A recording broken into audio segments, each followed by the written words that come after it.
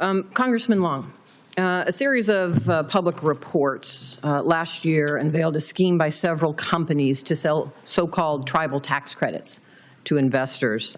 These credits are entirely fake. In fact, this committee received confirmation from the current IRS that confirmed that these tax credits not only do not exist, taxpayers who claim credits that don't exist are subject to penalties and possible examination, and furthermore, that promoters of these credits may be subject to civil or criminal penalties. The IRS and goes on to say, remind all taxpayers to be aware of tax scams and encourages taxpayers to consult with their reputable tax advisor. In your follow-up to the public financial disclosure report that you provided to the committee, you identified the work that you have done. You have said you've received $65,000 from Capital Edge Strategies, and that $65,000 was related to referrals involving tribal tax credits sold by White River. In response to that question, is that true? You said all my work with Capital Edge was related to tribal tax credits. Is that correct? Yes. And so moving forward, as the commissioner of the IRS, knowing that it is illegal to refer tribal tax credits because it is a scam, how do you sit here now and say that you have no conflict of interest?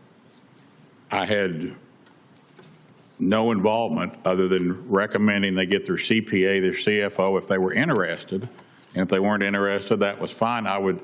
Their professionals are the ones that looked at it to see the ramifications of it. But you admitted that all your work with Capital Edge was related to tribal tax credits, and it is clear from the Treasury and the IRS that that's a scam. They don't exist. But yet you were referring those. In fact, you said in response to the question, how many tribal tax credit referrals did you work on for Capital Edge and White River? And you responded, less than 10 close friends and acquaintances to Capital Edge. So you did refer tribal tax credits to individuals, correct? I referred them to Capital Edge Strategies, yes. Okay, so knowing that they're illegal and the IRS has said they are illegal, how do you stand here before this committee and tell the chairman just a few minutes ago that you have no conflict of interest? Because the Office of Government Ethics, which are career professionals that I've signed, controls all of that, and I did not have any perception whatsoever that these did not exist. And when I asked in our hearings the other day or our meetings with the staff, they said the IRS says they don't exist. And I said, who said that? We can't tell you. I mean, this needs to be investigated. Senator Wyden has the same interest. So let me stop you right there. And so let me jump back to this. Because on April 14th, both Senator Wyden and I and this committee actually sent a letter to the acting commissioner of the IRS to investigate this. Are you aware of that letter? No, I know that you all sent several letters to several people, but I'm not aware of that particular letter. So let me make you aware of it. If you're not aware of it now, we'll submit it again for the record, that we've asked the IRS to investigate these tribal tax credits and the scam and the companies that were involved. And some of the companies allegedly that were involved were White River Energy Corporation, a company that you received compensation for. Isn't that correct? No. Yes or no? I did not receive compensation from White River. So all my work was for Capital Edge. I've said several times, I met anyone in White River. I don't know anyone at White River. I simply referred to Capital Edge, where the credits came from or how that works. On your financial disclosure statement, you disclosed $65,000 in income from referral fees from Capital Edge Strategies, correct? I believe that's correct. The financial disclosure stated that the source of the income was White River Energy Corporation, correct? That was what OGE wanted to know. That's what you filled out. That's what you filled out. My understanding was that they...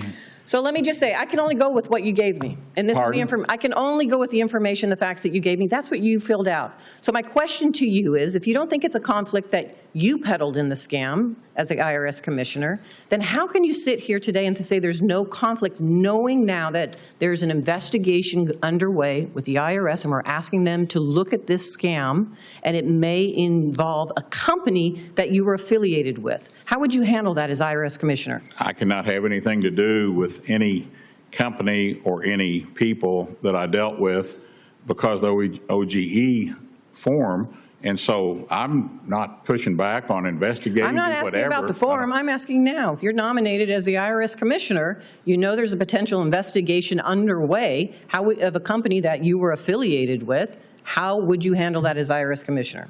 How will I what? I'm sorry. How would you handle that as the IRS commissioner? I would do whatever is legal and lawful and check with the legal staff and explain the situation to them and say that I worked for Capital Edge Strategies, and they apparently had a arrangement with White River, and it was strange on that they wanted the information different than they wanted on the other things. So, but Congressman Long, my time is up. My time is up, and I appreciate the indulgence of the chairman. I'm going to submit the rest of my questions for the record, and my concern is the fact that this company also contributed to one of your Senate-created PACs some money after you were nominated to the IRS. That's concerning.